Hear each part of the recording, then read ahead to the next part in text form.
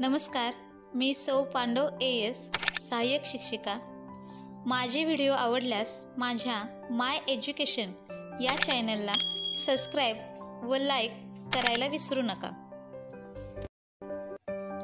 Standard 6 subject general science chapter 1 natural resources air water and land part 2 air Proportions of the various gases in the air. The air in the atmosphere around the earth contains nitrogen, oxygen, carbon dioxide, 6 inert gases, nitrogen dioxide, sulfur dioxide, water vapor and dust particle.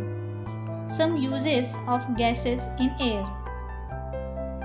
Nitrogen helps living things to build the necessary proteins. It is useful in the production of ammonia and in airtight packing of foodstuffs. Oxygen, necessary for respiration in living things and for combustion. Carbon dioxide, plants use it for producing their food. Used in fire extinguishers. Argon, used in electric bulbs. Helium, used for obtaining low temperature and also for generating lift in airships. Neon, used in decorative lights and for street lighting. Krypton, used in fluorescent tubes. Xenon, used in flash photography. What is the similarity in the three pictures below? The smoke directly mixes with the atmosphere, disturbing the balance between the constituents of air. This is called air pollution. Harmful substances released in air through combustion of fuels. Nitrogen dioxide, carbon dioxide, carbon monoxide, sulfur dioxide, soot.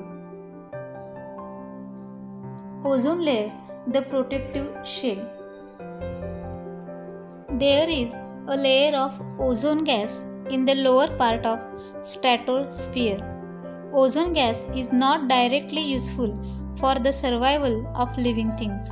Yet, it is very important for living things to have this layer of ozone at a high altitude around the earth. The ultraviolet rays coming from the sun are very harmful for living things. The ozone gas absorbs these rays. As a result, life on Earth is protected.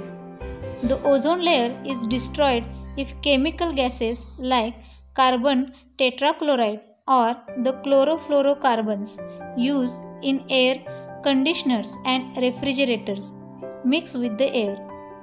The 16th of September is celebrated as Ozone Protection Day all over the world to make everyone aware of the importance of ozone.